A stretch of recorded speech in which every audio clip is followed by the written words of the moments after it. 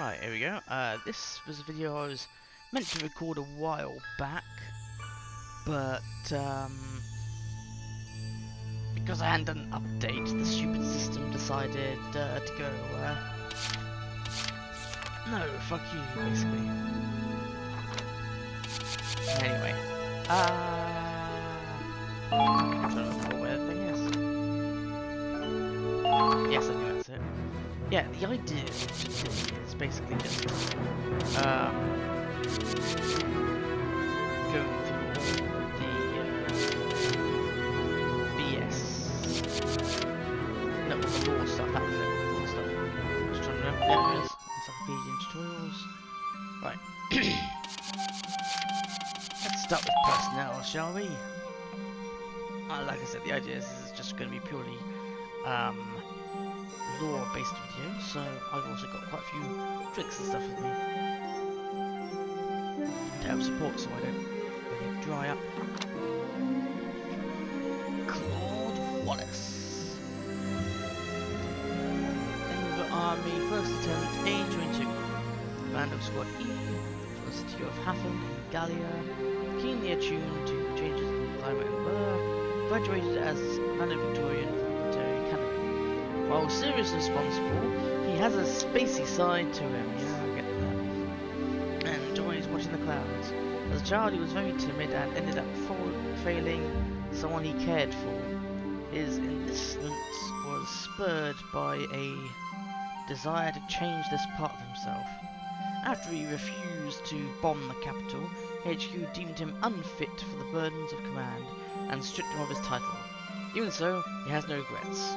When returning to Hafen with Riley, he helps in rebuilding the Miller Company factory as its manager, with the help and familiar chaos from his squaddies. Help with familiar chaos. Let's see what outfits are. Yep, there's the winter one. There's like, yeah, not civvies, but the base and that without armor and shit. There's civvies, and there's the beach version.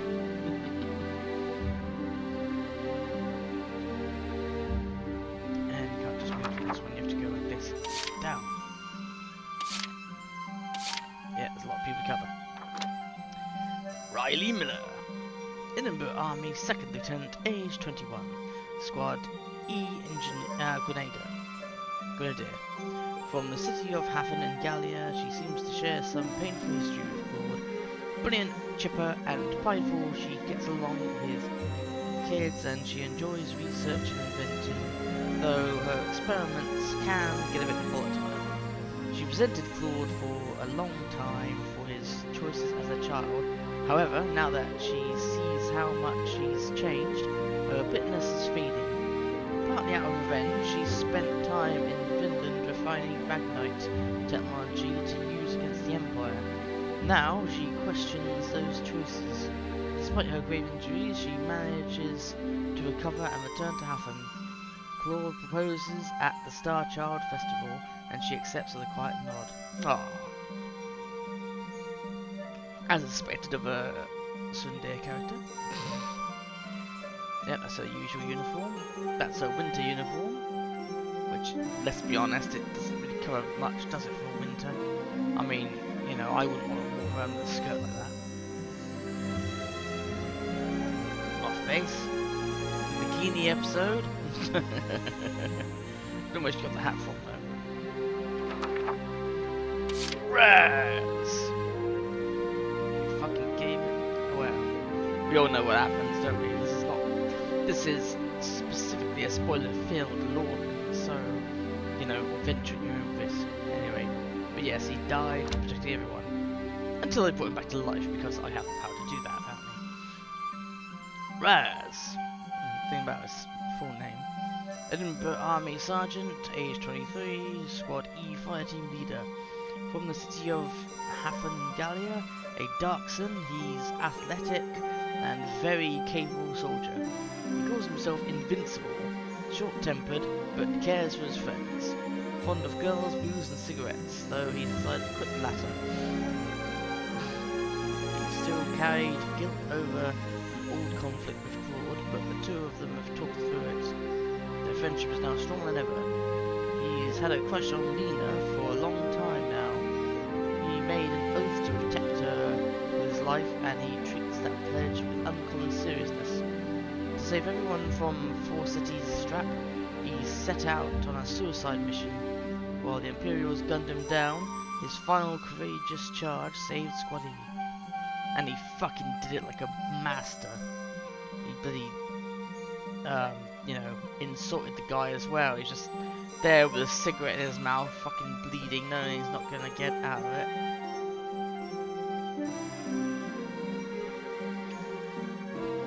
There's his winter camo. There he is, back in the base. And there's his beach thing. So there you go, ladies and gents and other enemy folk. Look at that. Ooh, wish I had to buy that kind of. Actually, no, I see one right forward. I wish I had. Slim.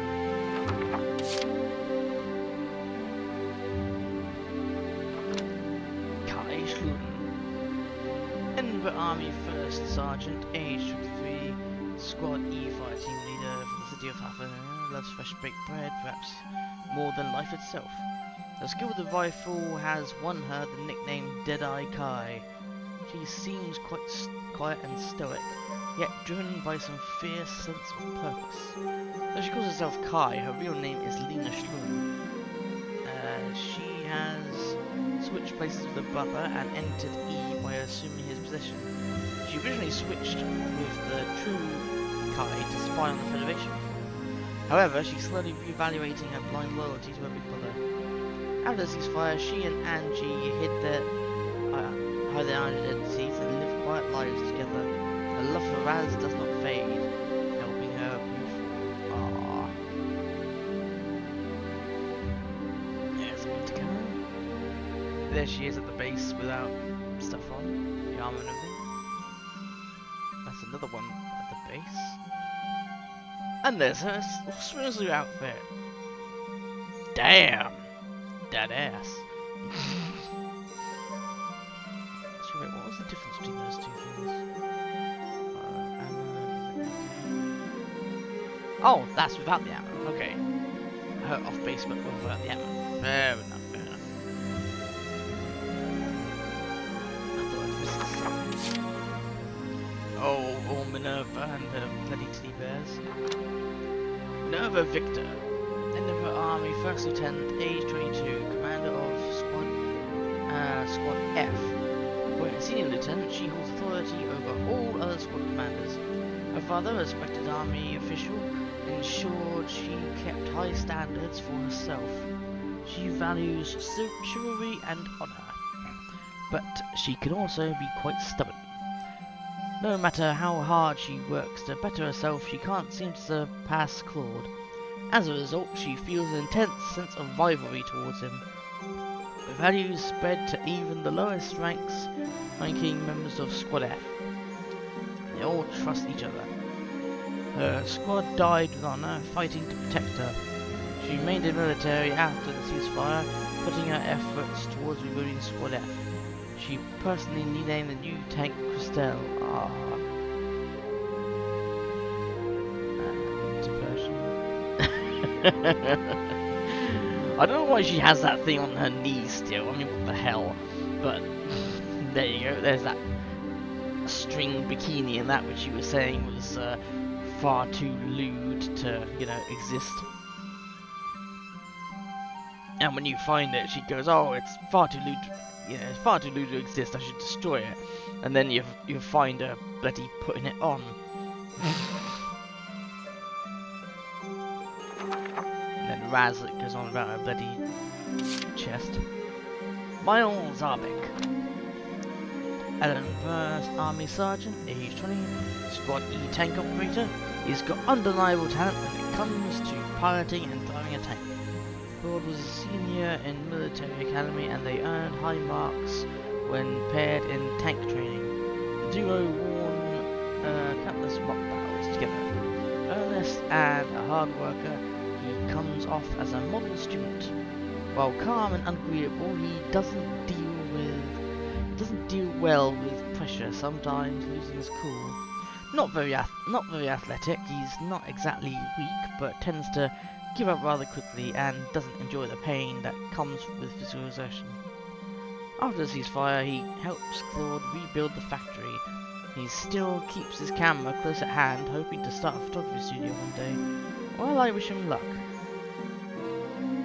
And he has no alternative outfits. So we'll see from this few minutes. Dan Bentley, who has that small little tech thing.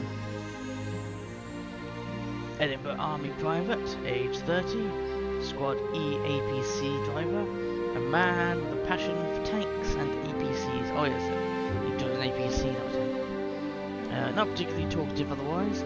He loves army vehicles so much that he spends most of his time in the driver's seat, even to sleep. He gets grumpy if anyone messes with his ride. Very caring and often gives generally helpful advice to soldiers that come asking for guidance. He's respected and trusted among his squaddies. He's professional and doesn't talk about himself.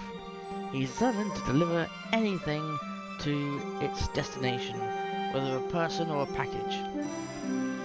He once had a significant other, but his sheer passion for armoured vehicles drove them apart. He still keeps her photo pinned to the driver's seat. It's very useful in the final mission to get a couple of key figures from one end of the map to, like, at least the middle of the map fairly quickly. Ronald Alby, Edinburgh Army, 2nd Lieutenant, age 20, Squad F tank operator. Yeah, he operates the small tank. On the other side of it, he has sworn his undying loyalty to her. He's placed in full trust in Minerva. He has described her as the perfect commander, were it not for her petty rivalry with Claude Royce. He values the public good over his own needs. He resents orders that don't come from Minerva, but knows that insubordination would shame her. He represses much of his emotions, but admires those who are true to their hearts. The loss of Squad F, however, even he gave into grief. He was Minerva's underclassman while at the military academy. He had always admired her in those days, and he swore to serve her until the very end. There's Crystal. Edinburgh Army Corporal, age 22, Squad F Scout, one of Minerva's subordinates and competent soldier who excels at recon. Most of the time she is reliable and very sociable. She acts as Minerva's right-hand woman, and the two have been close friends for a long time. In truth, she's completely infatuated with Minerva, so much so that it's kind of obvious to the others. She often fantasizes about being with her. While she only wishes for Minerva's happiness, she refuses to let any man attempt to woo her. All offenders must be eliminated, especially Claude. She swore she would bring Minerva victory. Determined to uphold her oath, she died on the coast of the Crystal Sea, fighting to protect her love. That's a normal outfit. That's to get a normal outfit, and that's a winter outfit. What's the difference between this one and the other?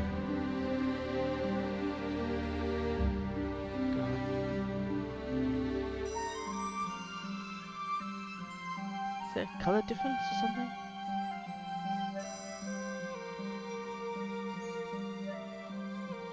I don't know, I'm sure someone in the comments will point it out. Bolden Morgan. Edinburgh Navy Captain, age 52, Captain of the Seamus Fleet's snow cruiser, the Centurion. A veteran officer who has survived many battles at sea, serene and marmad. Never loses composure even in the most dire circumstances, which helps keep up morale for the entire crew. He was once respected and feared as the captain from hell when he was a much stricter man. Even now, he can be harsh when the situation rises. His wife, son and daughter were all lost to the war. Once a ship under his command fell to the enemy, and he swore to never let it happen again. After ceasefire, his injuries forced him to retire from the front lines. He now teaches officers to be as a naval training instructor. Good for him. It certainly fits.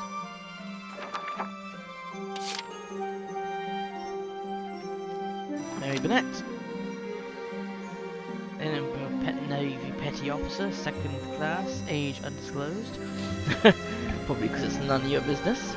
Radio operator Centurion, calm, collected, and an unusually skilled chef to boot. She's become known as the crew's unofficial therapist.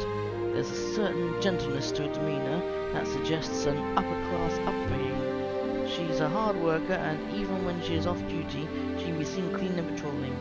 No matter how tired she is, her smile never fades. She once had a fiancé, but he was killed in the war. She keeps the ring he gave her wherever she goes as a memento mori and as a lucky charm. Even as a teenager, she fought on the front lines. Her skills are as sharp as ever, and if any young hotshot gets too cocky, she takes them down a notch. Oh, I thought she had an alternative costume. I know some of the I know some of the Navy members you can recruit. Oof. Then a Marine Sergeant, second class, age 18. The radar operator of this joint and responsible for the route reconnaissance. A Darksan after skipping several grades, she was quickly identified as a prodigy. Her technical skill won her a place in this crucial mission despite her age. She has a very serious personality and a strong sense of responsibility due to her harsh way of speaking, though not many people dare to get too close. She has poor social skills, but doesn't actually dislike talking to people. She wants to be close to others, but Marie is her only friend on the ship. She picked up a speech from a drill sergeant from her training days, mistaking this for formal military custom. She spoke abrasively to match. Yeah, which unfortunately was quite a problem because she'd scare people away. She'd be like, maggot! But she's trying to be positive and it scares people away because obviously it comes off like she's trying to be violent to them. There you go, there's a military garb. As a grenadier. And the snow version of the grenadier. Let's see, I knew someone from Brian Haddock. Because he's an Asian man, he has to be a fish. Ensign Navy Lieutenant, junior grade, age 26. The chief navigator of the Centurion, considered something of a first mate. Enjoys gardening, a calm and logical thinker. His acerbic criticism can cause him to come off as negative, but he means well. However, part of him does dislike the army. Ever since his first mission, he's been aboard ships under Morgan's control. They've been through a lot together, and Brian idolizes him. There were times when he and Claude would butt heads. Gradually, he grew to respect Claude's strong will, and has begun to put trust in him. His room is full of carefully tended potted plants. When peace finally arrives, he dreams of keeping a beautiful garden next to the house. There you go, there he is as a scout. And there he is in the winter version.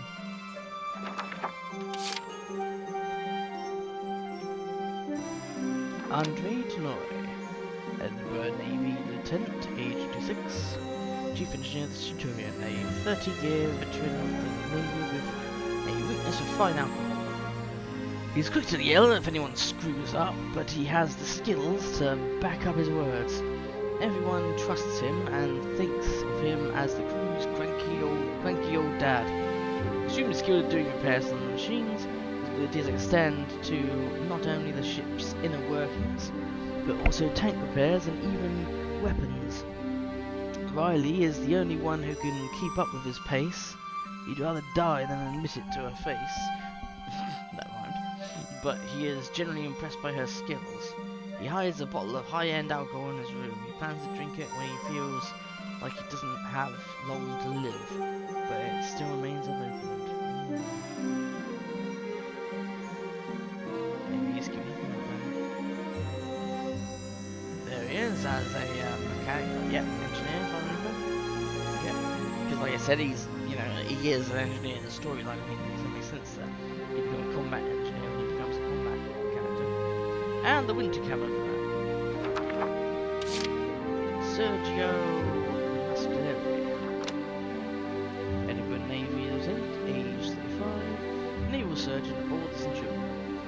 muscular body puts soldiers to shame, but medicine is his forte. A hearty and friendly man who enjoys working out. He's known to be one of the strongest on the ship, and he's never caught so much as a cold. Previously worked as a pediatrician, he enjoys being around children, and they get attached to him in turn. He's become good friends with Angie. He's gentle by nature, but can be terrifying when angry. If a soldier tries to escape treatment, he hunts them down and ties them to the bed. He disdains anesthetic. Some say that survival rates have improved thanks to soldiers going to extreme lengths to avoid his excruciating treatments. There he is as a lancer with diversion. I'm trying to do it one-handed. Always good. Angelica Farnaby.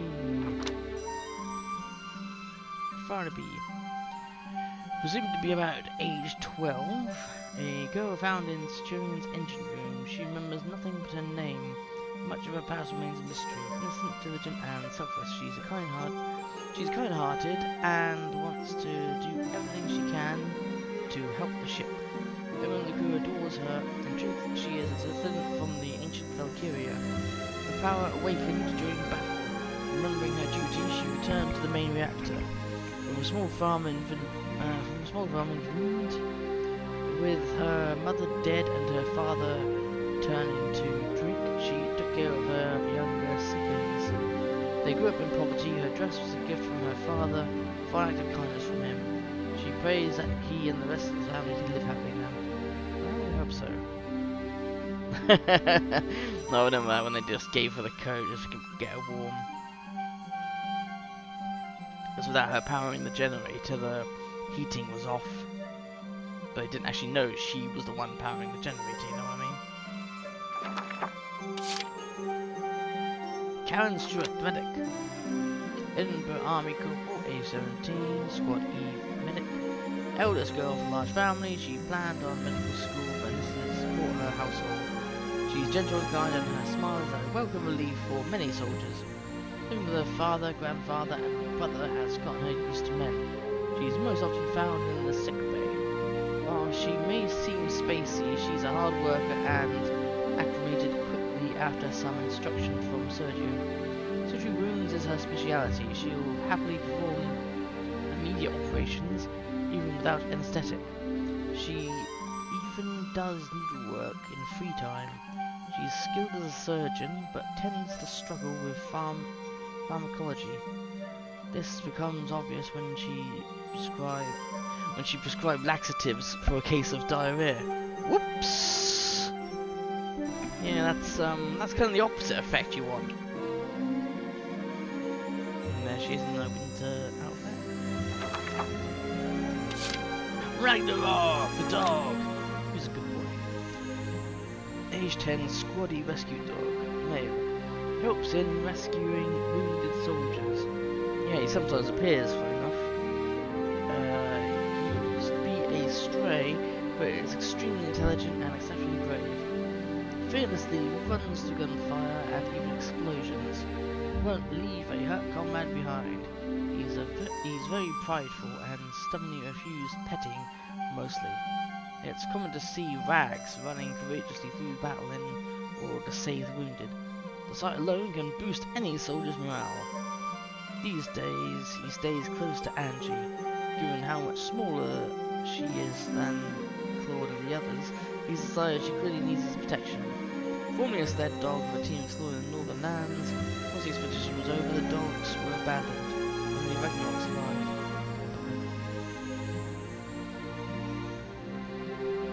Well, he's lived a good life though.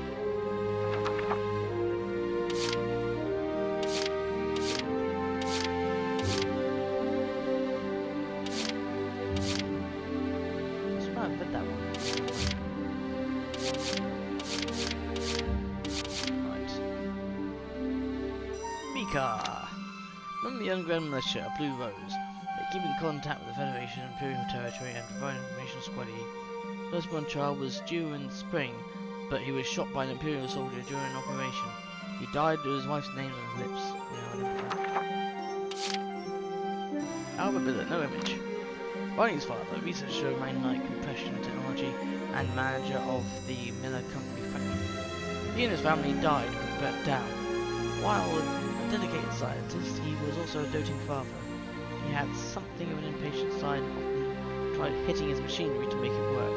Percussive maintenance. He met Belgar when they were younger, and they became close friends, dreamed of developing technology that would let them travel to the moon.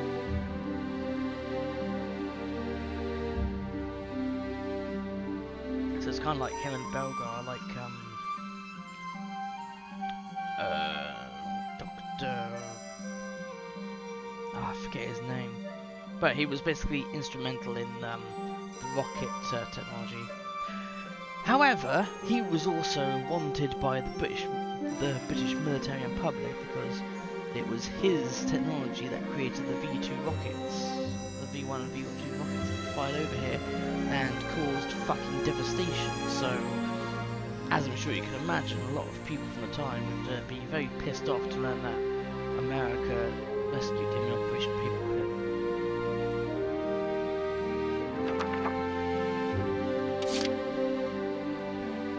Heinrich Belgar, age 54, head of the Imperial Science Board and of XO, Experimental Weapons Squad. Poor eyesight due to the exposure to intense light in his work, an extreme pragmatist. He thinks of others as nothing but pawns for him to achieve his goal. While polite, he tends to be patronizing in his speech. He is a brilliant researcher, but also a deft political manipulator for the sake of his experiments. He's even earned the favor of the Emperor himself. He killed his brother Albert and stole his findings. Though he regrets his actions, while jealous of his friends genius, he deeply, truly admired him. He dreamed of an energy revolution using magnetic implosion technology, and one day he traveled the stars, but he failed and died in his explosion.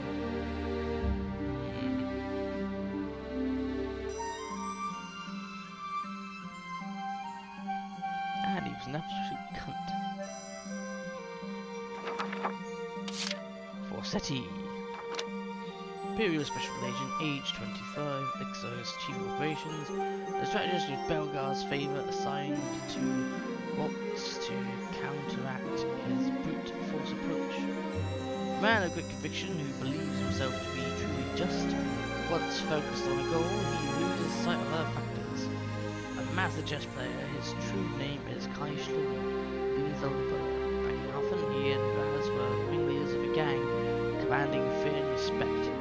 A year ago, he attempted to investigate the Federation's Valkyria, but failed and was wounded. After escaping, he was found by Belgar and joined the Empire. He managed to reach Andy's chamber, but was shot and killed by Kai and his sister. Whether he was the one most twisted by this war, no one can truly say. That's the problem with war, it twists everyone. Makes people do shit that they wouldn't think. Valkyria Levin, Imperial Special Agent, age 24, known to the Federation as the Winter Witch. She is accompanied by a loyal wolf named Fenrir, a Valkyrian super soldier. She suffers from extreme inferiority complex and wants only to be needed. Mentally unstable, she can be very pessimistic.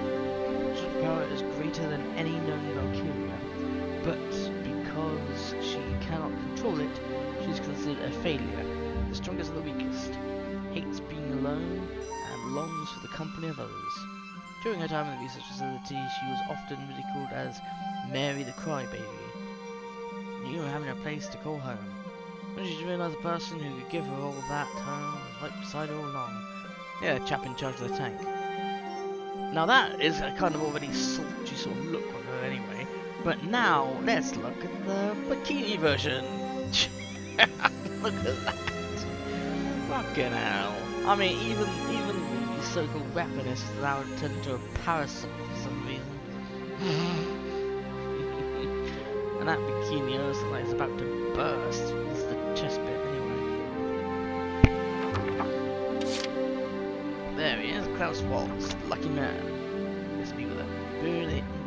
Lieutenant Colonel, age 31. He's the elite 502nd Imperial Heavy Tech Battalion known as Augsburg. Fearless and tactically flexible, he believes in his instincts above all else and relies on them in battle. He thrills in combat and is always happy to have worthy adversaries.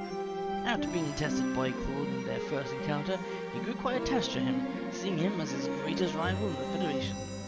His bastard child of a noble family, after his mother died, he spent his life in the slums. He has no love for the Empire, only for his hometown. When returning home, Corona went with him, with his war merits and a Valkyria girlfriend. Many call him the most dangerous man in Europa. I'd imagine so. Not only his war medals, but he's got a Valkyria girlfriend, which, you know, I wouldn't want to fuck with either of them. Nicola Graft. Fucking psychopath, these two. At least two coming up anyway. Imperial Scout Lieutenant, age 20, a member of the Experimental Weapons Squad XO.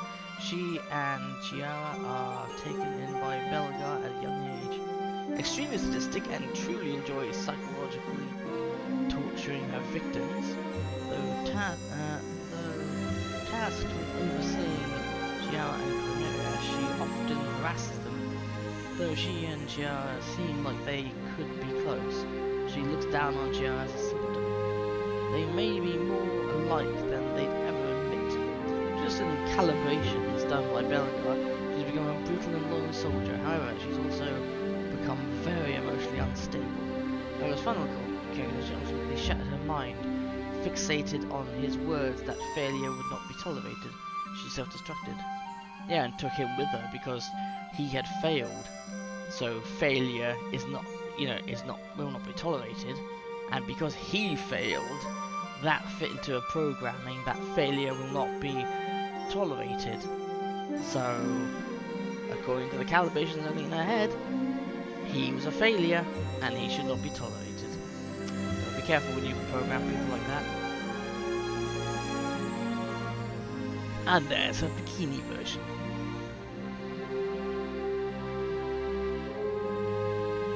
Which almost looks kind of like a ninja with a scarf and hat. So what's going on with her legs? Like, those things, they're kind of like,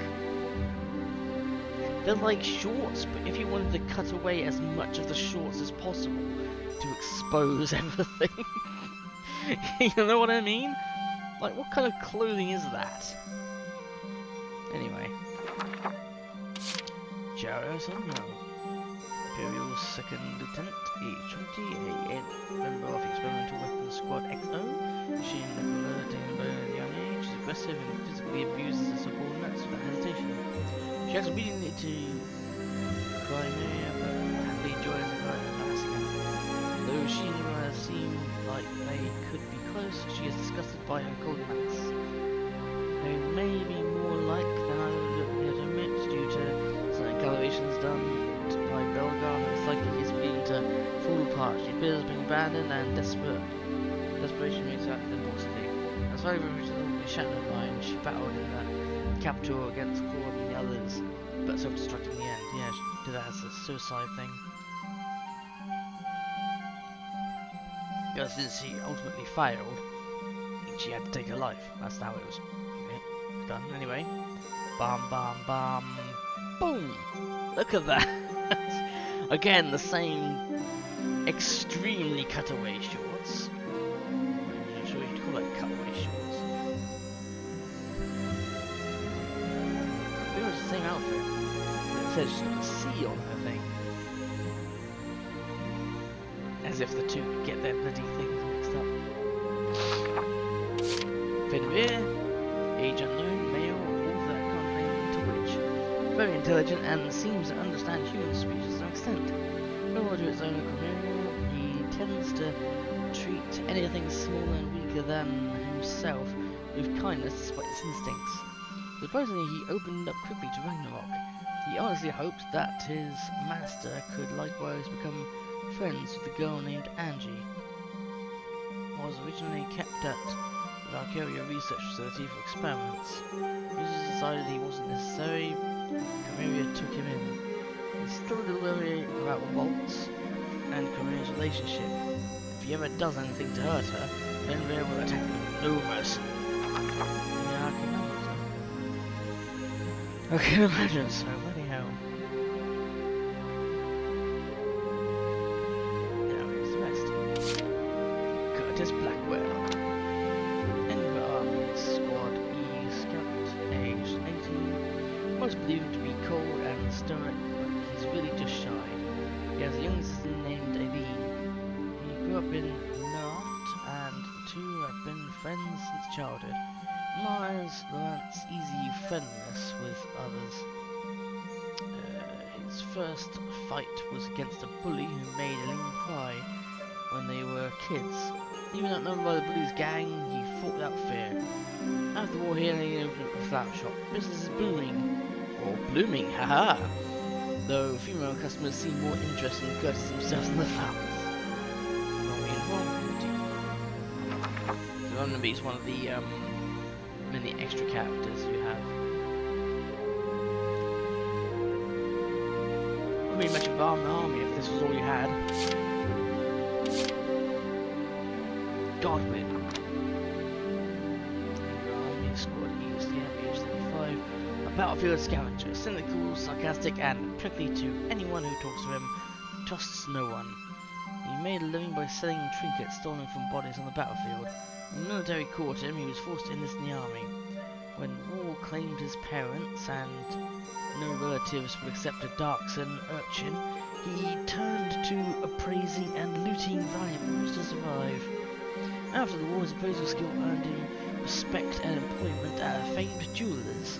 At last, Godwin seemed happy, but Nico also. Doubt it.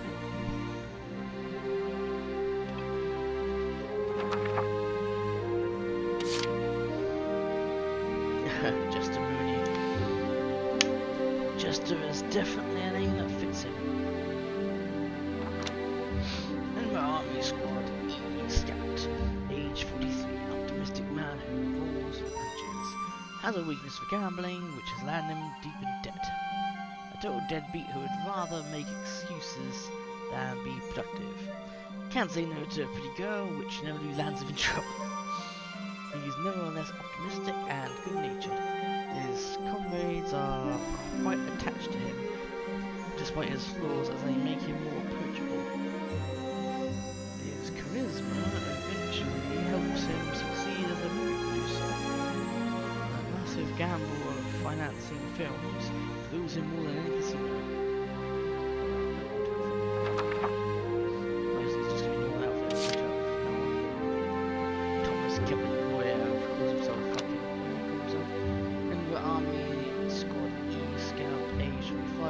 Man refers fantasy to reality and insists even calls him Odin, god of battle, instead of Thomas. I remember that. He keeps a notebook full of details on Odin and his powers. He tends to sulk when its contents inevitably inspire laughter and or cringing. True, maybe you should have a look at Cringe-tober because there's a lot of cringing in that. In reality, he's very timid and lazy. However, after getting close to his squad mates, it appears he might be starting to change for the better. At the return to his hometown, he quits being shut in and works to help his family's farm. He now goes by Hades, god of the harvest. And that's not to go.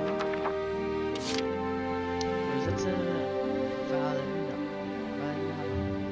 This one was an interesting one last time I checked it out in that failed recording that never happened.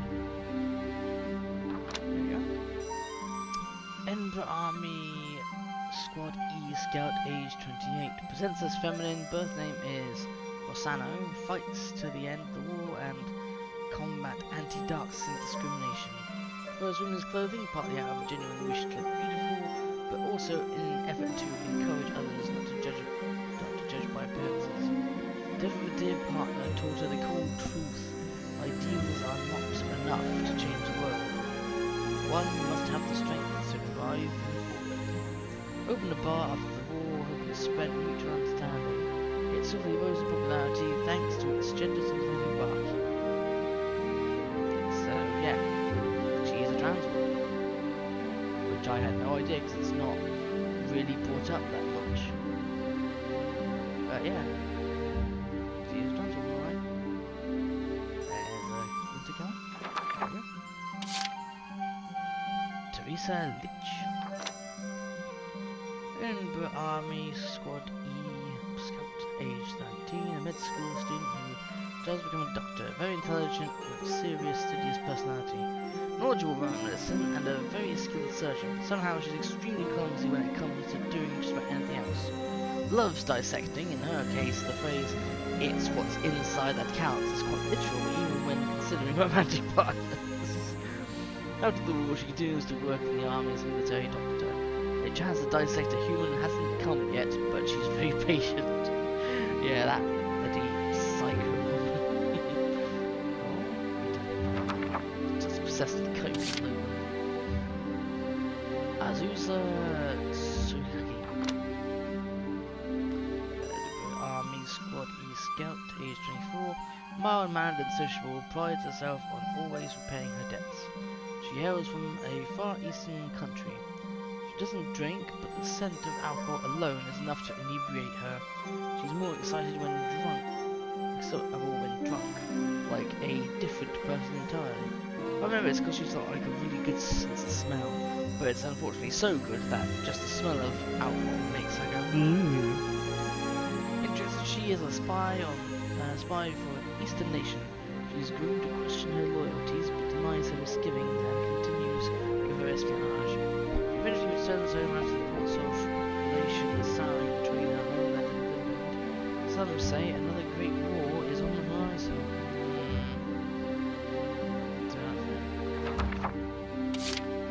There's Nico.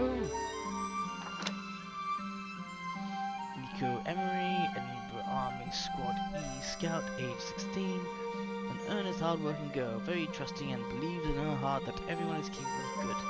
Angelic Smile has won her place in the hearts of many squadmates. Some have set their lives on more virtuous paths since meeting her. She believes that anyone can find salvation if they truly desire it. She enlisted hoping to erase the pain of those most affected by the war. After the war, she actively joins relief efforts for victims of war. While clumsy, her sincere goodwill goes a long way towards healing. Yeah, she's just generally nice person that's very faithful, which unfortunately gets on Godwin's bad side, but that's because he's like, look, I don't give a shit about God and that. You die, you die. That's it. And if I can just scavenge a bit of money off of that, who's it hurting? Understandable opinion. Not necessarily correct because those people did have families after all. Lydia Hudson. Edinburgh Army Squad EH26. The kind of woman who seems out of place on the battlefield. She seems to have a personal reason to join the army. She was a nurse before joining the army and she has some practical medical knowledge from those days, capable of doing basic first aid. Her motive for enlisting was to find her husband and a soldier MIA. She has daughters well and she'll do anything the one she loves. After the war she returns to where she first met her husband. She holds on to his memory and remains single thereafter. Till death do they unite. Yeah, I think there was a bit in the story where she revealed that he was found dead. Sadly. Real shame actually. Zyga, they're fucking mad in here. The Edinburgh Army Squad E-Shock Trooper. Age 18, Darkson tends to get carried away in the heat of the moment. As his right-hand man, or so he claims, he's idolised journalists during the gang back in Huffman. These days he tries to use association with Raz as individual arguments. Getting closer to his squad mates has helped him mature somewhat. His hot-headed nature still gets him into the occasional trouble. He remains in the military after the war. He was resolves to fight until you find something worth dying for, just as the winter version. Normal version he's got his arm open, the winter version because it's cold he's got his mouth closed. It's probably a mistake on their part. Simon Bale. In the Army Squad E Shock Trooper, age 23, a self-centered thrill seeker, rowdy, trigger-happy, and occasionally a huge liability. Lives for the thrill of making people scream in fear and preying on the weak. Very hard to control. Has a distinctively raucous laugh. Awkward and meek around women, he's also very obedient around anyone stronger than him, seeming like a different person. Entirely different person. After all, he forms a rock band with his old friends, Balefire. His absurd antics during the concerts have fans everywhere roaring, "Yeah!" There you go, enter. Scout Aldis, and the Shock Trooper, age 24, a simple man who takes all things literally and follows orders to the letter without question. So, autistic then. I say as an autistic person. Raised in the countryside, he accidentally got on a bus for new recruits and ended up enlisting without knowing what was going on. Though it's hard to tell, he's very kind, thoughtful and innocent. He always puts others first, helping them even if it means self-sacrifice. After the war, he stayed in the army following orders with his best friend, Norrid gone. He's often seen looking forlornly into the distance.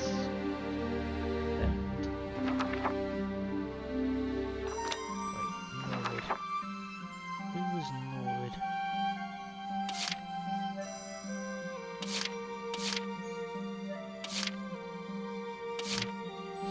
Stanley Barkley.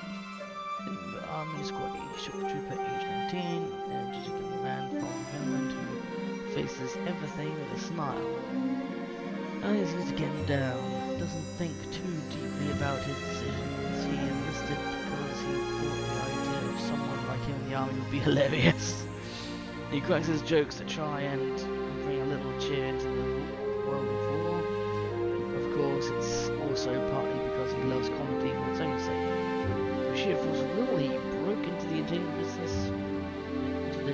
Reviewers note that he would do anything for a laugh, even that quick prison risk. That went out. Ryan Ford. In the Army Squad E Shock Trooper, age 63. Why was I about to say 23? Skilled mercenary, rumours say that he appeared in large-scale wars and is his side of victory. His life revolves around war. As a child, he would carry ammo for his mercenary father and even perform assassination missions on his orders. His laconic demeanour makes him seem unfriendly, but he's not a bad guy. They're socially unfit for anything except combat. He's even literate. After the war, he was snapped by another military.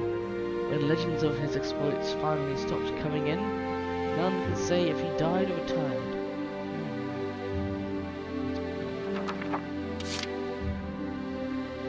NC308, oh yeah, the Lush. Enver Army Squad E Shock Trooper, age 27, a heavy drinker and almost always inebriated to the annoyance of her squad. Loves whiskey the best. Even though she's a crack shot, despite her wobbling hand, she rarely misses her mark, shooting in between long swigs of vodka. She relies on alcohol to help her cope with traumatic memories. Torn between her pain and responsibility, she turns to wine for comfort. Seeing her soldiers grow has helped put her dark past into perspective. Alcohol affects her less now, and she drinks tequila like it's tea. There you go, Viola Price. In the military squad, Shock Trooper, age 20, a vicious warrior. She lives for combat and fights in constant search of even greater strength. She believes power is everything and won't listen to orders from anyone who is weaker than her, even if they're her superiors. Her father raised her to be a perfect soldier after her mother was killed by Imperials. He hoped she would be the one to take down the Empire. After the war, she picked up martial arts to further her strength and ends up becoming a wrestler. Fans are lauding the Violator's debut. Violator, I like that. Emmy Mystery. Army Squad East October, age 21. Is working as a mercenary and bounty hunter. Can be cunning, violent, and coldly opportunistic. She'll do anything for cash, even betray her friends. She's not very popular with her squad, but that doesn't seem to bother her much. Her poverty made her fixate on money. Her mother is currently hospitalized, and she never knew her father, who left in an early divorce. After the war, she moved back to help look after her mother. Her recovery is going smoothly, and Emmy's grown more relaxed in quiet country life. Flore Veloe. Nice coordination of trooper, serious, straightforward, and somewhat stubborn, better or worse, with the group latter. Master swordswoman, having studied the blade from an early age. For a time, she found fame in competitive fencing and similar combat sports. Though she had reservations about using a gun, she's changed her mind with the help of Mabel and Rebecca, both of whom are now dear friends. Her skill of firearm doesn't mean she's forsaken the sword. She still studies forms of swordplay, and she's planning a trip to Eastern Lands.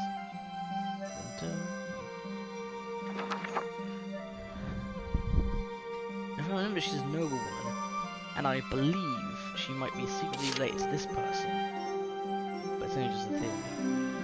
Valkyria Blanchard. In your army, squad E short. 4 years younger. As remits to be on Iron Mask. Whatever her reason, she's always talking about it. Has some melancholy air about her. She isn't necessarily shy, but she seems to prefer not to mingle much with the other squad mates. She wears a mask on her father's orders, wishing for her happiness, her mother ceding all parental rights, and remaining living in the slums. With newfound courage, she discards her mask, leaves her father's house, and finds her mother. The two of them now live in the countryside. No, that's good for her, really.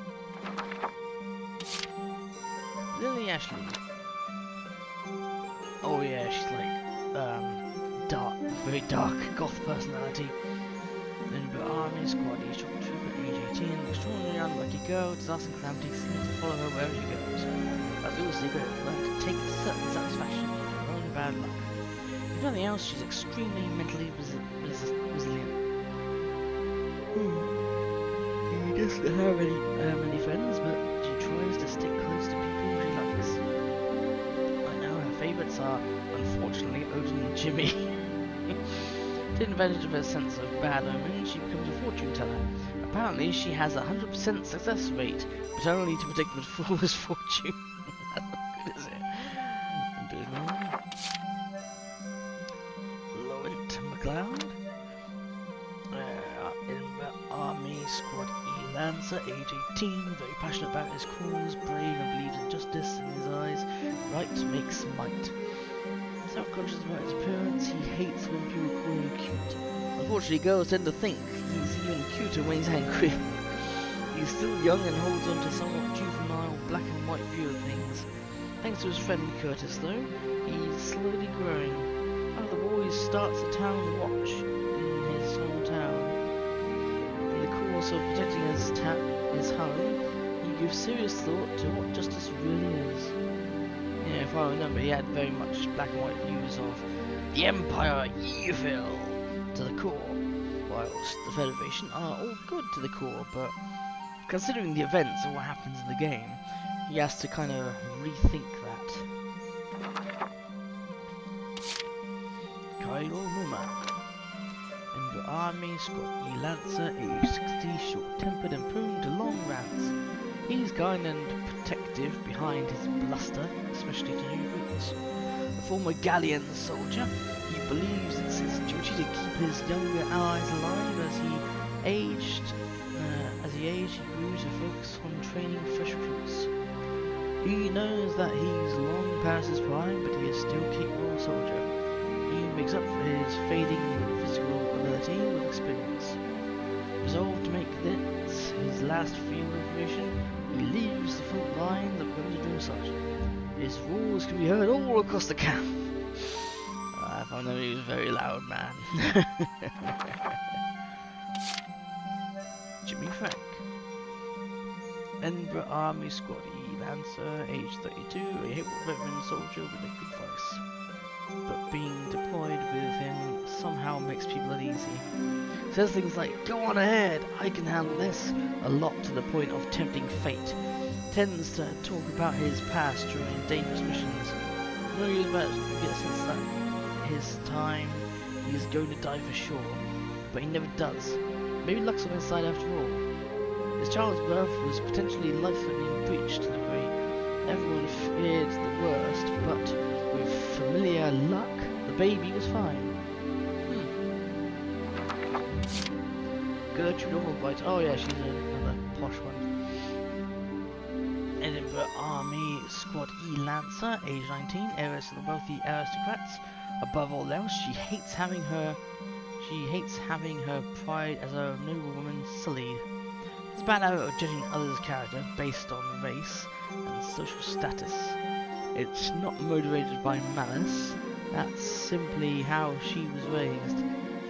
After Zager saved her life, she started questioning all assumptions in her ways of thinking.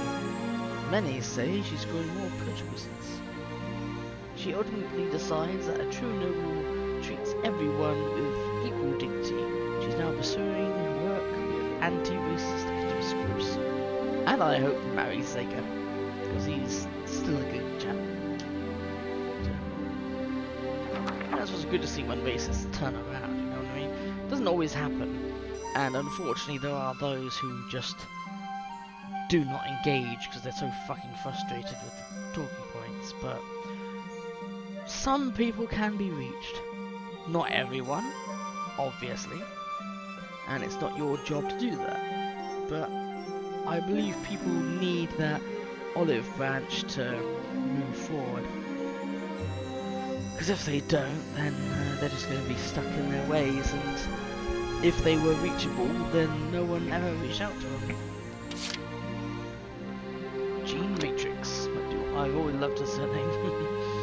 Edinburgh Army Squad E Lancer, age 29, born soldier with an incredible physique. Usually tries to resolve most of her problems with brute force. She joined the army thinking it'd be the perfect strength training. She's treated like one of the guys, though she hates talking about her age. She's happily married. She met her husband when she was wounded and sent to a field hospital. He's her opposite, quiet and physically slight. She went on to win arm wrestling world competition, world championship, but could never win against her husband. Always too flustered about holding his hand. Doesn't win to listen. That is just like really adorable. She's super tough, but when she holds her husband's hand, it's like Hannah Carroll, Edinburgh Army Squad E Lancer, age 25. She also runs the children's kitchen units, skilled in close quarters combat and handy with a knife. Headstrong and light-hearted, she's always ready with a smile. Believes that willpower can solve anything. Not much of a logical thinker. Calculation has never really been her forte, but Jessica seems to have changed her mind. These days he teaches her maths in the mess hall. Actually, she fell for Jessica and was very stubborn in her attempts to woo him. Eventually he gave in and the two are now happily married. Which is very funny because he always viewed her as a dumbass and got really frustrated with her very easily. But then they became married.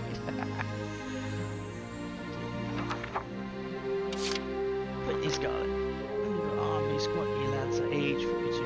A single mother who others turn to for life advice, particularly the other younger women in the squad. Cares deeply for her daughter Becky and constantly writes home to her. She enlisted to ensure her daughter would grow up in a peaceful world. Her ex-husband abused her, leaving her abiding distrust of men. She hates selfish men in particular and will never hesitate to call them out. After the war, she returned home to her daughter. With Millennia's words fresh in her mind, she considered diving back into the dating pool. Well, yeah, I'd suggest so. She's quite yummy, mummy. Wouldn't you all agree? Elrod Arbington, Member Army Squad E engineer, age 28, a man who loves tanks with a passion. He can also identify parts and molds and sight alone. His family runs an industrial parts factory. After seeing how many tank parts they were producing, he grew fascinated with tanks themselves. Special interest. After deciding that he doesn't need to be a driver to love tanks, he considers his role. He might just be the best repairman in the squad. Tank's journey is interrupted by word from his family factory is in danger of closing. With its industrial know-how, he revives the business. That's awesome. Yeah, I remember that APC guy really helps him because they both love tanks, but at the same time, he's like, look, you don't have to be so bummed about not driving one. You know far more about it, and you get far more unhands knowledge and use with the tank by being the engineer. Rebecca Longhurst, Member Army Squad E engineer, age 24, has a cold personality, brusque and not much inclined to socializing with her peers around the squad. Some of the other engineers report that she was much more cheerful and caring back in her earlier days as a field medic working in the army. Since confessing her past failure to Fleur and Mabel, a weight seems to have been lifted from her shoulders. The nightmares have stopped too. After the war, she finds work as a nurse in the hospital. She's as strict as ever, but her old smile seems to be reappearing more these days. Oh, that's good to hear. If I remember, she stopped being a medic because of the fact that she kept just seeing people dying over and over. It's a tough fucking job. I'm not sure I could do that, to be honest. But, you know, fucking hats off to you people who can do that sort of work. Rita Maywater, Army Squad engineer, age 24, cheerful and friendly. She's quite work-minded, but wants to get married someday. Why was I about to say marred? Anyway, has the worst luck with men. Doing maintenance in her tank top makes her popular with the guys, or I bet it does, though she rarely notices. It only seems to draw in skeevier suitors. Well, yeah, true. She's more the type to prioritise work over love, but these days she seems more intent than ever on finding a guy that's not there. She dates many men after the war.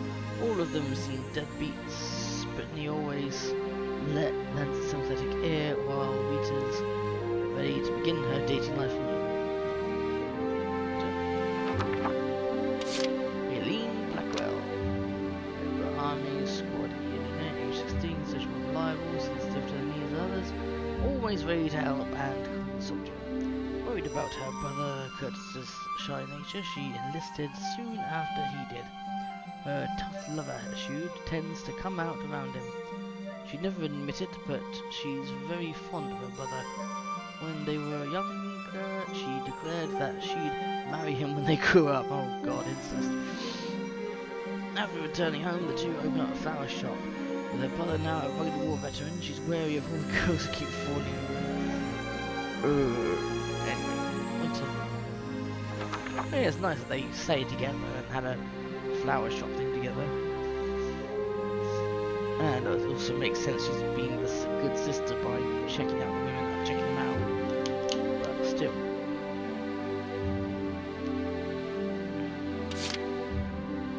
Aladdin Ballard, bald guy. Member Army Squad E sniper, age 24, self-proclaimed feminist and protector of women. He fights with his trusty sniper rifle, Sergeant Isabella. He named this gun after his first love, who was killed by an Imperial soldier. In naming it, he made an oath that no more women would die on his watch. Once possessed of flowing locks, he shaved his head after losing to Kai in a sniping competition. Each day's shave reminds him of his resolve. Kai leaves the army without giving him a rematch, but he doesn't seem too bothered. He's just as determined to defend Ruin and just as bold. He should have just given up on that, surely. Lord Saya, and Army Squad E Sniper, age 24, a gentle lover of nature who lives life at his own pace, live in the Northlands, surrounded by trees. When lost in the forest, Lone Wolf helped him find his way. He longs to live like the wolf, wild and free. This is to defend the natural world. He is popular with women, but he's never really tried dating before.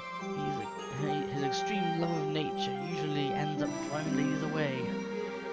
After the war, he returns home to the north. Some say that he can be spotted running through the wilds, accompanied by a pack of wolves. And naked too, I assume. Cool. That's cool. I mean, winter. Lionheart Stretch. I forget the name. Forget how to pronounce it. And Army Squad Sniper, age 25, 5 very condescending. Though not of royal lineage, people refer to him as Prince Charming. Born to a wealthy family in Galia, athletically and academically gifted, he was offered a post in Royal Guard, but joined the army instead.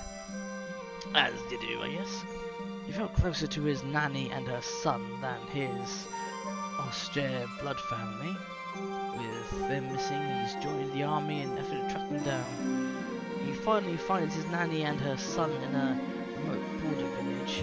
Despite opposition, he manages to return with them to House Storch.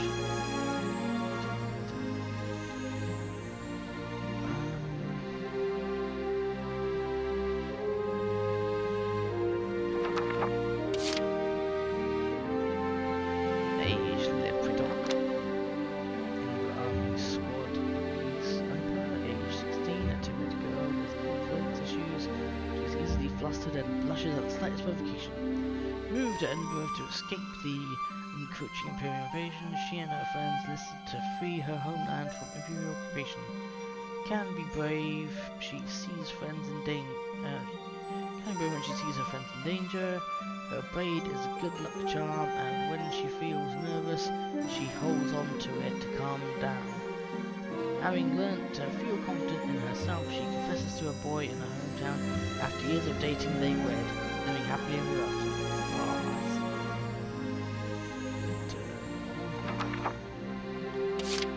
Mabel Drake.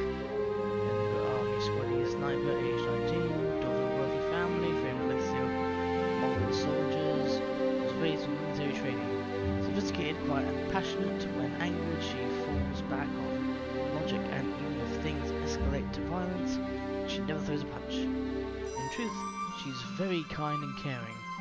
Her strict outlook gives people the wrong impression, but her squaddies are coming to better understand.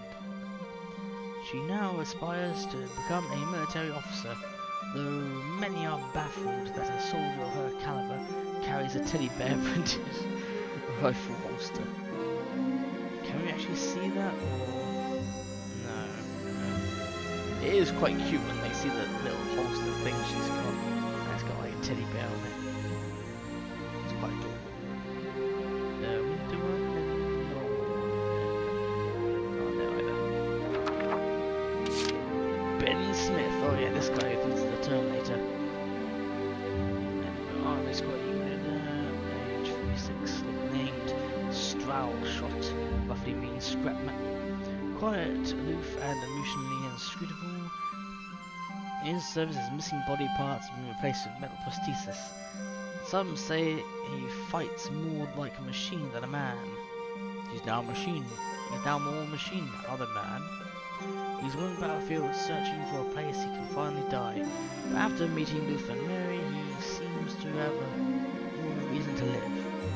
His journey of war continues even after the ceasefire. Now, though, he searches not for death, but for anyone in need of protection. Just Scarlet. Army Squad age 32. So mathematically minded that he ascribes almost everything to formulae. Stunningly logical, a former maths professor, he didn't consider himself that attached to the school, but he still hangs on to an old photograph of him and the students. He didn't put much stock in willpower. He finds a new perspective in teaching Hannah. Surprisingly, he comes to enjoy her unpredictability. Baffled by Hannah's affection for him, he finally gives in and they marry. Her confession had caught many by surprise, but none more so than him. It caught him by surprise, huh? Can't I do it? Oh yeah, that's later. Army squad eagerly. Age 30, passionate devoted to writing his book, but quick to make excuses for his lack of progress. Same. His aim is to write a non-fiction account of the war. He cheerfully accepts even dangerous missions for the sake of book-worthy experiences. Married, his wife was apparently exasperated by his obsession with his book, but she seems to remain supportive of his storied pursuits. His debut novel is met and bemused reactions to the fictional-sounding squad mates, such as a scout intent on dissecting allies. Reviews the spin. Well, yes, we've just covered her. She did exist. He's not lying. He's not making shit up. And I'm sure if you ask her, she will say, "Why, yes, I would like to dissect some people." she's not like, you know, shy about it. She'll fucking tell you, you know. But she'll fucking ask if you want to go on the dissection table so that she can do a bit of exploratory surgery.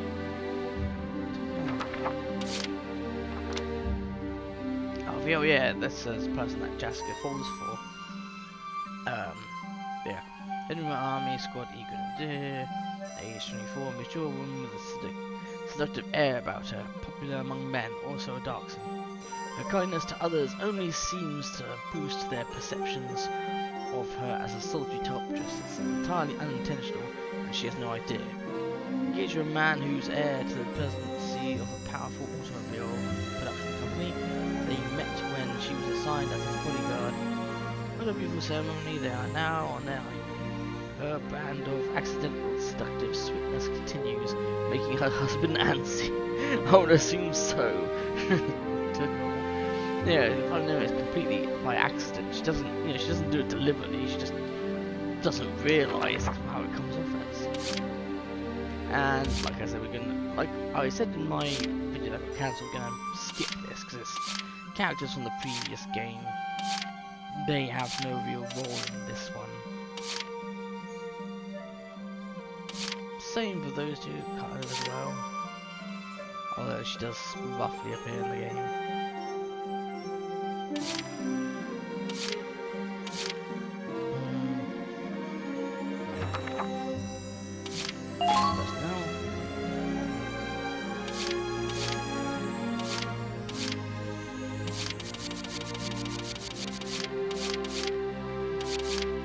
Lenfield, like, you know, in the field. So rifle, blah blah blah, standard issue rifle, powered by Edinburgh West Cavalry Company. Story model rifle initially issued over 40 years ago. Its design has gone through multiple changes and multiple offshoots models since. It remains a favourite of Edinburgh military and citizenry alike. This way it is equipped with the newest model incorporating the semi-automatic fire. Even with its attachments, its weight is manageable thanks to primarily composed of wood. That's somewhat good. Brown as in Browning. Going western company. Maximized power of shooting model Lenfield. It has more powerful recoil and uses a specially designed bullet with more gunpowder. However, its increased weight loses the vaunted portability of Lenfield schematics. Few of them were issued in the army owing to the general unavailability of speciality bullets. Still, despite the drawbacks of the firepower, was a clear advantage over the other firearms, using many veterans prefer. Galleon. Measuring the numbers of galleons in Squad E, Ford negotiated with its superiors for access to these rifles. They were then modified and adjusted to suit the squad mates' needs. Smaller than rifles produced by Western Carbon, these are objectively inferior in firepower, but boast higher accuracy and precision. They're well liked on the squad. Zamka. Requires top arms, manufacturer, Lightmaster ZM Corp. This design successfully balances reliable firepower with light portable weight. Sturdy and reliable, it has one tool Imperial Vanguard. Its distinctive axe-like shape earned the nickname Francisco, after the throwing axe in the Middle Ages. The company itself is established by Gerhard Zeichmaster, specializing in development of explosives. Dunkel? Oh, we know all about that fucking crossbow, don't we? I love the bayonet on it, actually. I didn't realise that. Oh, if James saw that, he'd fucking have a fit. I know he would. Reverse crossbow developed by the Imperial Science Board to be an ideal tool for an assassin. Even when firing, its mechanisms are nigh inaudible. Using low visibility, this turns the already deadly weapon into an imperial advantage, rendering the marksman nearly impossible to find. The case is carried by Nicola and Giara, contain various crossbow bolts for any contingencies, including ones laced with venom, some equipped with powerful barbs, and so on. These bolts usually provide everything they need to successfully execute a mission. Robinson, as in like Thompson. Its company in the United States of Finland. Machine guns in EW1 were Europe War 1, I believe, were too bulky and heavy to be portable. After the war, engineers confirmed the idea of machine guns for foot soldiers, and so the Robinson was created as the world's first true submachine gun. Many other models were produced afterwards. The Robinson's easy mass-produced made it lasting a steel military issue insurance. It's a common favourite among soldiers and was informally called the Robbie gun. Yeah, the Robbie gun, Tommy gun, get it? Although the Thompson in real life, the big drawbacks was its speed, because the clip size and everything meant that you could blow through those bullets in like a matter of seconds. Yeah, not exactly stable. Rising, the version of the Robinson expanded clip capacity, now increased to 25 bullets total. Further reworked, also helping dampen the gun's recoil while shooting with a fully automatic fire. Full stock has been added to stabilize the gun on the shoulder while firing. However, the stock does not hold up to physical stress and treatments. Have a common complaint on the stock snapping off when inevitably drawn into close combat. Yeah, that would happen. Max. Galleon made some machine gun like the Galleon, negotiated that its anticipated squad could be issued. Due to the universal conscription policy, Gallia has many of their guns were designed to be light and easy to use, so that even civilians who do not regularly undergo training can use them. The Mags was one of the guns designed with this in mind, and so, although it lacks firepower compared to the Federation-issued guns, its portability and high accuracy gained much popularity among squad E, especially as female members. CMMP, whose degree of refinement so high its rulers was likewise his ultimate masterpiece, excelling in firepower, accuracy, and portability. It represents the pinnacle of everything required in a machine gun. Further sweetening the deal is the high concentration of pressed parts easily manufactured at low cost. Oh yeah, like stamped metal. Fair enough. With these guns in hand, Imperial forces across Europe are unchecked by the Federation applications. M2EQ, an anti-tank lance produced by the United States of Finland Federal Alchemic Company, a well-managed weapon that fires rocket-propelled projectiles. It was designed to be held under an arm while firing for stability. A protective cover keeps the user from being burnt when firing rockets. Originally designed for a two-man team, it adjusted for individual use in the development of a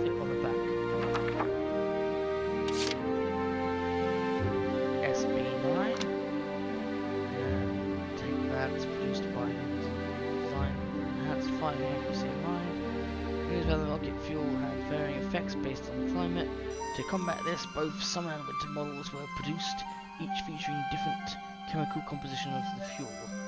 Adjustment sight was also added to the lance. Protective shield was also added for the sake of protecting the user, but this drastically increased the weight. Yeah, I can imagine. Langar, there you go, more like the actual lance in the previous gameplay. Galleon attack lance. As with the Galleon rifle, bullet peeled to superiors so that they would be issued to the Edinburgh Army's Squad E. The development of the anti-tank lance varied from anti-personnel use by firing wide and explosive arc as a heavy anti-personnel weapon.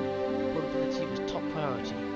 That said, it still handily outweighs a normal firearm, meaning only those used to carry lances cannot be wielded. Yeah, so you can make your like heavy, your anti-tank people anti-personnel instead, which is useful for quite a few missions where you're not going to encounter any or even many tanks. You know what I mean? BBPL, that's what we're talking about, more like very lance-like.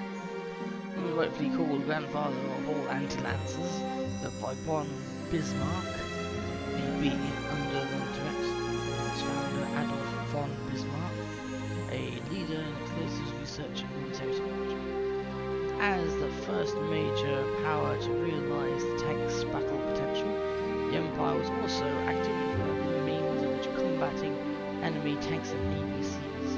The nation PL comes from the term Panzerlance. Yeah, which is a sort of German term. Panzer. VBNT. Modified version of the VB series. Mainly used as personnel armor piercing options. It allows soldiers to provide artillery support through infantry, while still maintaining the anti-tank lance's portability. Shields have been added for protection, but due to this, the weight of the lance is increasing. Only that lances can handle this weapon efficiently. LF Wasp. Made by Edinburgh's own Whistler Calvin Company, a bolt-action rifle boasted high accuracy compared to other Lenfield offshoots. Its original schematics are based off of civilian hunting rifles. The standard issue rifle of the snipers and the 32 Armoured Ranger Battalion, LF, is an abbreviation of Lenfield. ASR? There are no true sniper rifles. Standard rifles with high accuracy are hand-picked from the Lenfield production line, modified with scopes to serve as Federation's snipers' firearm of choice. The LF ASR was one of the first rifles specifically designed for snipers. Most notably, its change from bolt action to self-loading improved the firing speed greatly. However, these changes caused the accuracy to suffer, a fact that many snipers condemned it for, given the accuracy is arguably the entire purpose of sniping. Yeah, exactly. In general, GSR, Galleon Sniper Rifle, as a common Galleon Rifle, would appeal to the spheres to get da-da-da. GSR rifle has its origins as a rifle made for use on horseback. The manual bolt GSR was half obsolete by the time it hit the production lines, but its exceptional fire accuracy and brilliantly made safety saw it continue to see use until the very end of EW2. ZMSG. ZMSG was based on gun came over the Empire soldiers during EW1, particularly noted for its firing accuracy. The SG also featured a Rudolph Co. variable small arms scope. Lauded for its accuracy and uncommonly shock-resistant barrel, it saw use with the Empire's mountain ranger units. Though the ZM-SG's design allowed for a bayonet to be fixed on the muzzle, there were very few instances of it being used during the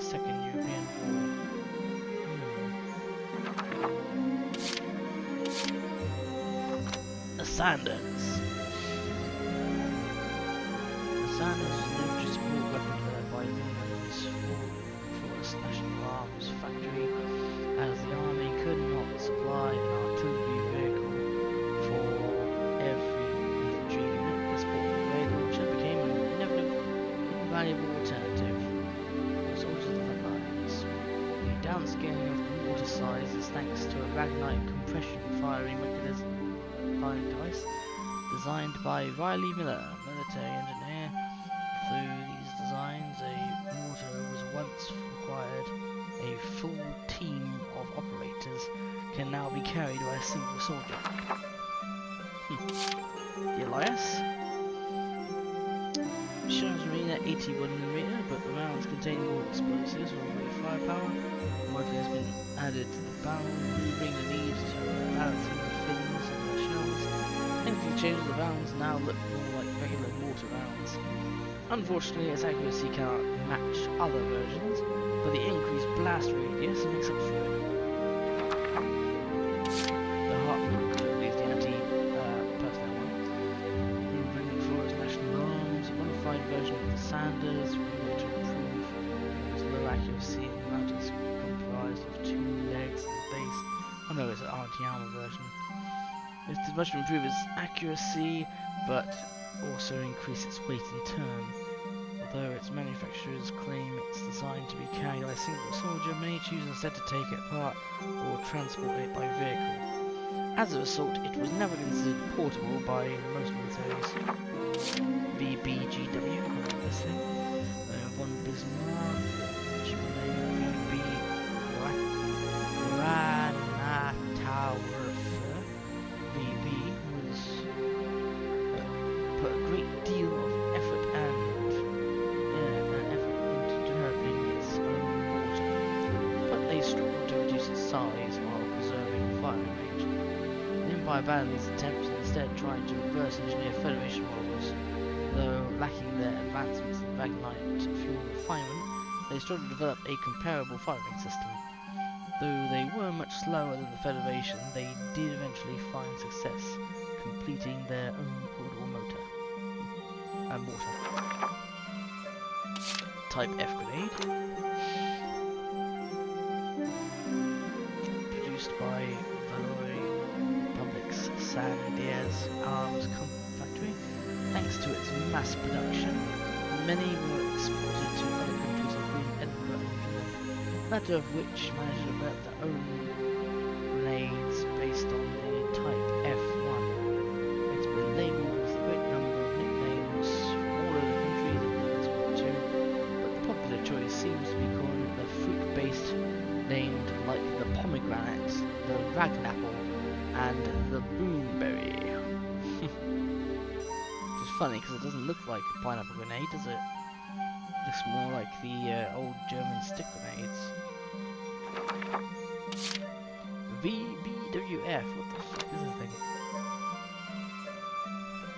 Similar in basic construction is used elsewhere. This fiction fuse hand grenade is an official standard of the Imperial Army's European territory. So, the time delay until detonation can be adjusted via the dial or screw inside the device.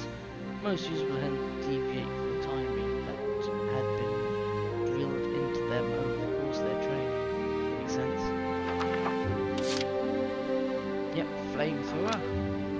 Or flammenwerfer, as my friend likes to say. A small flamethrower developed by a chemical weapons research group with the Finland Army. An additive has been put into the fuel to increase viscosity, allowing the flamethrower to produce more intense flames. Its range also increased by 20% over the previous model. The two-letter name is an acronym for Flame Whip. No, it uses Flammenwerfer in the German term. There you go, Imperial one. Flamethrower attachment was made specifically to combat enemies hiding in trenches and combat bunkers. Yeah, that's true. Though flamethrowers did exist in EW1, they mostly ran on back-mounted Ragnite tanks. This made them difficult for long-term operation and required the user to stand stationary, making them And as a reflection on the actual World War 1 and 2, they were highly combustible. Like, you just shot them and they would just go kaboom. Which, you know, made a lot of other soldiers sort of stay the hell away from them.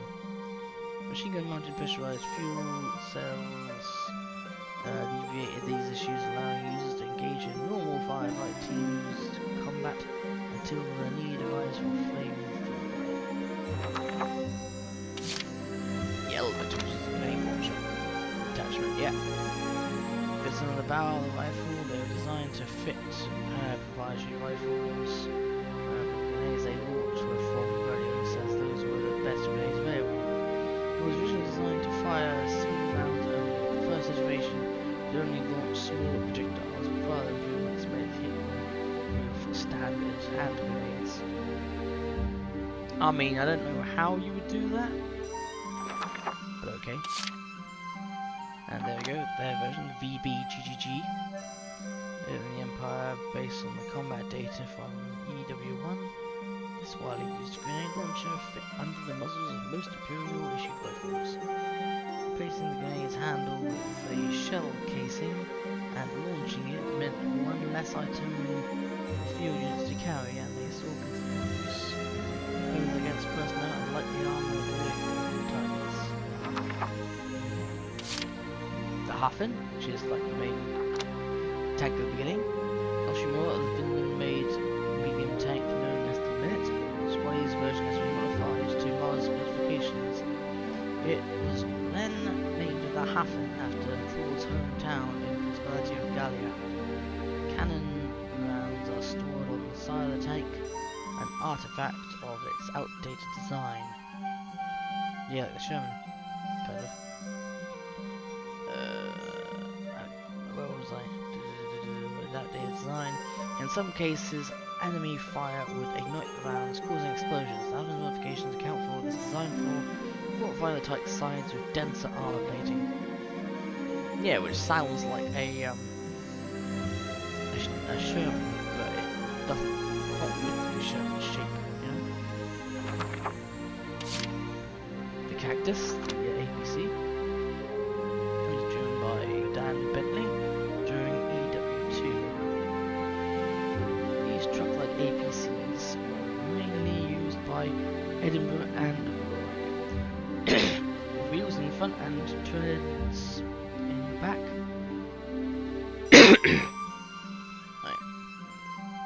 They often joined tanks for utility roles like towing, transport and scouting. In some cases they functioned as mobile command centres. At the time, armoured vehicles were known for the steep learning curve required to master their lever-based driving system. These half-trucks were equipped with steering wheels for intuitive driving, making them highly valuable assets in the army. I think part of that might be due to half-tracks, because, you know, half-tracks did eventually become kind of redundant, sadly. That said, they did find use in other areas, especially after the war. A lot of them were repurposed into agricultural machines, like those half-track bike things. Glory! Squad F's light tank, a Gallian model famed for its impact in the battles of EW1. Despite its age, the design is still in use across Gallia and many other European countries. Its weapons can be reconfigured depending on the situation. After learning the tank's exploits in EW1, Wild applied for permission to name the tank after its former success. Minerva obliged, and so the tank was originally named Standard Federation tank, just a little bit like the Hunt. Known as the Minute, these made up the bulk of the Federation tank forces. Lowering cost and ease of manufacture, its model was finalized just before the war's beginning.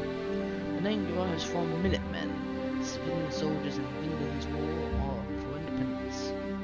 The gathered tanks evoked images of Vinland's amassed colonial militiamen, and to parallel their namesakes, who were said to be combat ready at only a minute's notice. The army could assemble a great number of these tanks quickly, yeah, as we saw lately, and in later levels where you get loads of Vulcan. Oh, that guy's big, badass tank.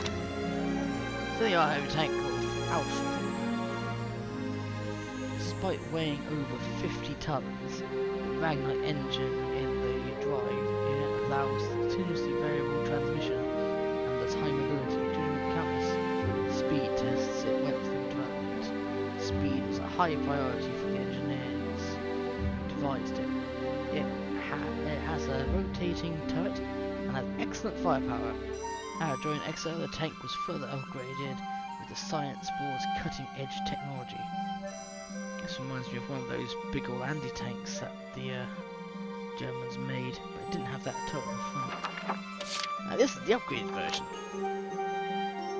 Modified Valkyria support. When Chimera's Valkyria powers are at its highest, the shot size is extremely powerful but widespread and hard to direct. The antenna on the tank's cannon can absorb and retain some of her power, allowing the tank to fire a stream of concentrated energy. Its destructive power is beyond any mundane ordnance, capable of vaporizing an iceberg in one shot. Oh yeah, I think we saw that. It's ridiculous. Oh, this fucking thing. The Lofus. And the final battle of the game. All those different cannons and fucking machine guns on it. Amphibious tank contained within Exo's massive submarine, named after an anglerfish. Designed as a last line of defense, it's reinforced with anti-blast armor, thick engine to withstand a Valkyrian bomb or safe observation from a blast from within.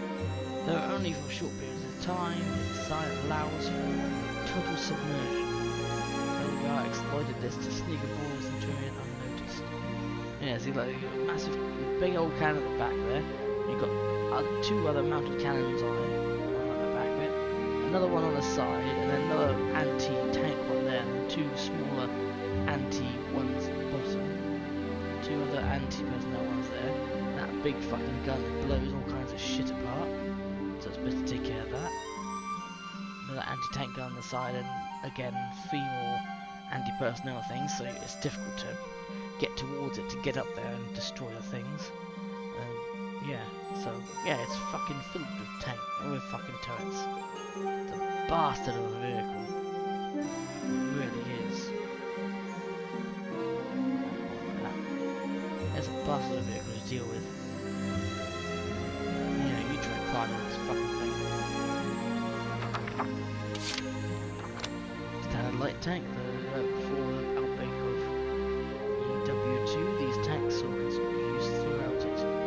Taking the stage just as tanks began to see use of high morale units able to work in conjunction with troops on foot.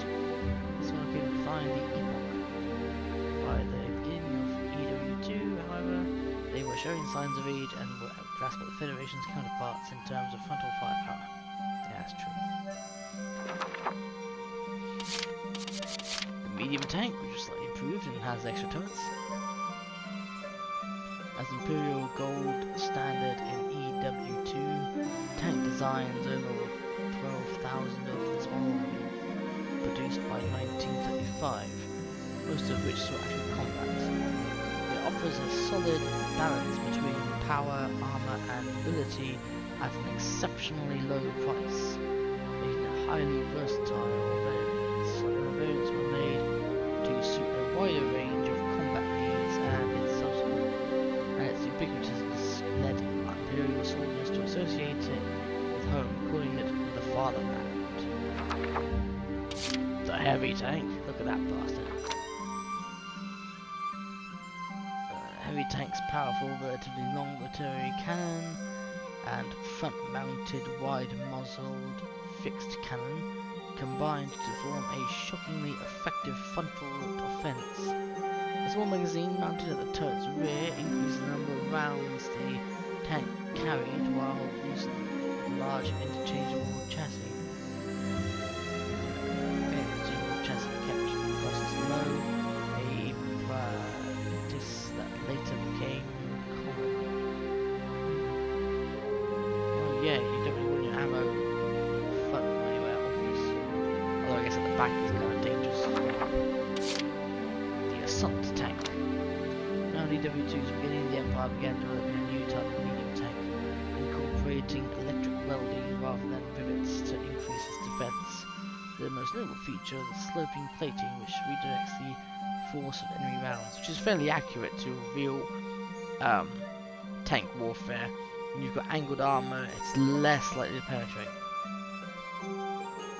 Though they realized new defensive designs, they didn't rely on armor thickness. They nicknamed the tank Cather, after the hard carapace of a beetle. This revolutionary development shocked engineers the world over and influenced tank designs for years to come. Ultimate tank. Oh, this thing reminds me of that bloody Archer tank in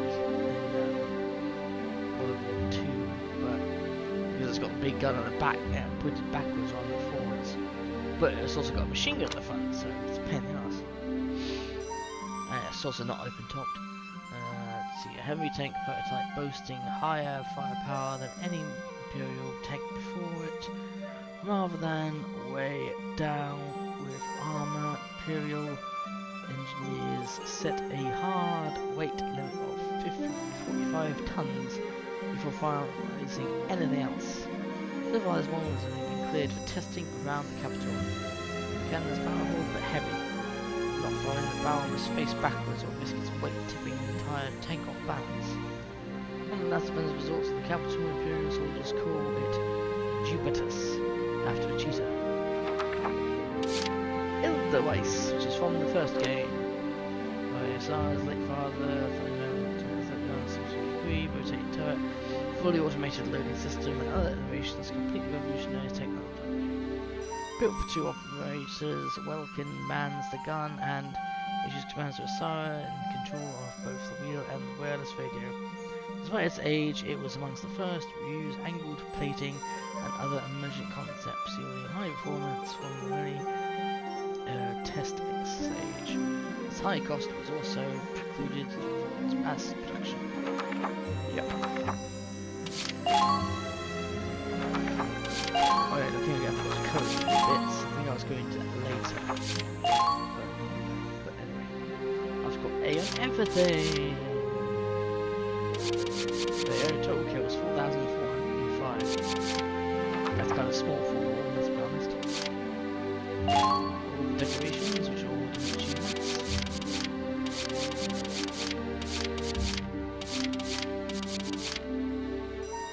On the battle to capture Fort Crest, there was a fortified gate at the door at the front of the mill. The Battle of Sigville, a depiction of a cliff and a number of pillboxes, which was a reference to the Maginot Line. Ally of the Blue Rose for aiding resistance. The Azure Flowers. Given to those who exert the also only once for any conversion. It is known to be a rare rule indeed. Silver Medal of Honor. Those who have defeated 500 enemies rank higher than the Bronze Medal of Honor and can be rewarded multiple times. Even those who defeat 250 enemies, recipients of the awards from their peers and place them on legendary soldiers. Use a soldier who sway the tides of battle by defeating an elite soldier, the opposing army in combat. Given to an officer who contributed most to Operation Cygnus, success in acknowledgement of the namesake Cygnus and this medal is star-shaped. And those who defeat 1,000 enemies, it's the highest medal of honor one can receive. The V design represents valor. Even those who have performed rescues at great cost in the during the battle, to animals that have performed exceptionally in the battlefield. A donation a human can never receive this award. The leader of a squad that has reached exceptional levels of skill across all soldiery disciplines. An officer who has demonstrated remarkable skill as a leader through mastery of the art of command. Presented to a squad that has contributed greatly to the development of armament design through their hard work and extensive knowledge. Yeah, so finishing the R&D, I believe, for weapons and shit. Then there's a squad that has contributed to the improvement of tanks throughout their hard work and knowledge. Same things for R&D for tanks. Then there's a squad that has demonstrated empowered skill and teamwork. Each model has a unique design for the squad. That's what will be done.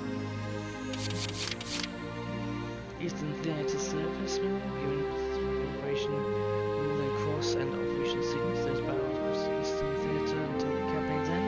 Read the game. Meteor Service Mill, and Federation Reserve contributes greatly to the victory of the battles. Federation flag design goes forward. I think that's for different ranks, this one now. Distinguished, presenting those who have displayed exceptional skill and valor. Considered the best of the battalion. The Federation's most prestigious award given to the greatest heroes of the Federation, those who have shaped the course of EW2, so I think that's for getting A's and everything. Not more excited as I thought it would be. I think I'll end that now and I'll just make another.